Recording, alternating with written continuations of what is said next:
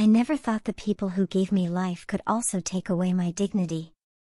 My name is Blair, and this is the story of how my own family erased me from my sister's wedding. It's a story filled with betrayal, heartbreak, and eventually, freedom. It all began with a phone call. My sister's voice trembled with excitement. "Blair, I'm getting married." I smiled through the receiver, truly happy for her. Weddings are supposed to be celebrations of love and togetherness, right? Little did I know, for me, it would become a symbol of rejection. As the weeks passed, everyone in my family buzzed with energy. Dress fittings, catering meetings, endless talk about the big day. And yet, strangely, my phone remained silent. No invites. No updates. Just whispers I overheard when someone forgot to mute themselves in the family group chat. At first, I told myself not to overthink. Maybe it was an oversight. Maybe they were just busy. But deep down, an ache grew in my chest. My parents spoke of the wedding as if it were a private affair, something I wasn't meant to be part of. The first real blow came when I visited home one weekend. My mother's smile was strained, almost guilty. My father avoided eye contact. And my sister, she hugged me quickly, but her eyes darted to the floor. Then I saw it, the elegant white wedding invitation stacked neatly on the table. My name wasn't on the guest list. That moment, I felt invisible. My heart sank as if the ground had opened beneath me. This wasn't just about a wedding. It was about erasing me from the picture entirely. My family was choosing to celebrate life's biggest milestone without me, as though I didn't exist. I drove home in silence that night, tears blurring the road ahead. Betrayal doesn't always come from enemies, sometimes, it's carved into your soul by the very people you call family. And that was just the beginning. In the days after discovering the invitations, I kept waiting for someone, anyone, to explain. A call, a message, maybe even an apology. But silence stretched like a knife, cutting deeper with each passing hour. The family group chat exploded with excitement. Photos of flowers, screenshots of table settings, even jokes about the playlist. And there I was, staring at my screen, knowing they had intentionally left me out. My name, my presence, my existence, completely erased. I tried reaching out to my mother first. "Maybe there's been some mistake?" I asked, my voice trembling. She sighed heavily, avoiding my eyes. "Blair, it's just, we thought it would be easier this way." "Easier for who?" "Certainly not for me." My father said nothing at all. He busied himself with his coffee, pretending he didn't hear. And my sister? She sent a text so brief it felt colder than any winter wind. "I don't want any drama at my wedding. Please respect that." Drama. That's what I was to them. Not family. Not a sister. Just drama to be avoided. Everywhere I turned, reminders of the wedding haunted me. On social media, cousins posted about their dress fittings, bridesmaids shared sneak peeks, and relatives tagged each other in countdown posts. It was like the whole world had been invited, except me. I felt like a ghost living among the living, watching a celebration I was never meant to be part of. Nights were the hardest. I'd lie awake replaying memories of childhood, birthday parties, family vacations, moments where laughter filled the air. Were those memories lies? Or had I truly been blind to how little I mattered to them? Friends tried to comfort me. "Maybe they'll change their minds," one said. But I knew the truth. The invitations were printed. The decisions were made.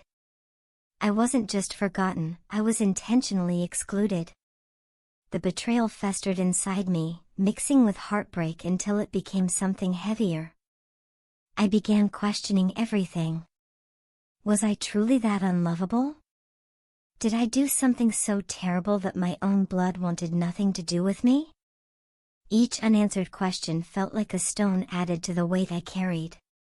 I walked through each day like a shadow of myself, holding back tears at work, forcing smiles with strangers, while inside I screamed for answers that would never come. But as the wedding day crept closer, I realized something powerful. Sometimes the deepest pain is what pushes us toward the truth. And the truth was about to hit me harder than I ever imagined. The morning of my sister's wedding arrived like a storm cloud. I hadn't been invited, yet the entire world seemed to be celebrating. My phone buzzed with notifications, family members posting glamorous selfies, cousins sharing snapshots of the ceremony, hashtags filled with smiles that didn't include mine. I sat alone in my small apartment, staring at my reflection in the darkened TV screen. My dress still hung in the closet, one I had foolishly bought months earlier when I assumed I would be part of the big day. I ran my fingers across the fabric, tears stinging my eyes, knowing it would never see the light of that celebration. At noon, I couldn't resist anymore. Against my better judgment, I drove toward the venue. My hands shook on the steering wheel, my heart pounding louder than the traffic around me. I told myself I wouldn't go inside, but I needed proof that this nightmare was real. When I arrived, the place was alive with laughter and music. Guests in elegant attire streamed through the doors, clutching glittering gifts and bouquets. I parked far away, hidden behind rows of cars, and watched as my family welcomed everyone else with open arms. And then I saw her, my sister. She stood radiant in her white gown, glowing with happiness. She hugged relatives, posed for photos, kissed friends on the cheek. But when her eyes briefly scanned the parking lot and landed on me, standing frozen in the distance, her smile faltered. For a moment, I thought she might come to me. Instead, she turned away, linking arms with our parents, and disappeared inside. That single moment shattered me more than any words ever could. It wasn't just exclusion. It was erasure. In their eyes, I no longer existed as part of the family. I stood there trembling, unable to breathe, as guests continued to pass me without a glance. Some recognized me but quickly looked away, pretending I wasn't there. That humiliation cut deeper than knives. Eventually, I turned back to my car, collapsing against the steering wheel as sobs racked my body. Betrayal has many faces, but nothing compares to watching your family celebrate love while denying you the basic dignity of belonging. I thought I had lost everything that day. But in truth, that was the moment I began to find myself. The days after the wedding were quiet, almost painfully so. My phone, once buzzing with family chatter, stayed dark. No calls. No explanations. Just silence, proof that I had been erased completely. At first, the loneliness consumed me. I replayed every moment, every look, every word. But then, slowly, something shifted inside. If my own family could discard me so easily, maybe I didn't need their approval to exist.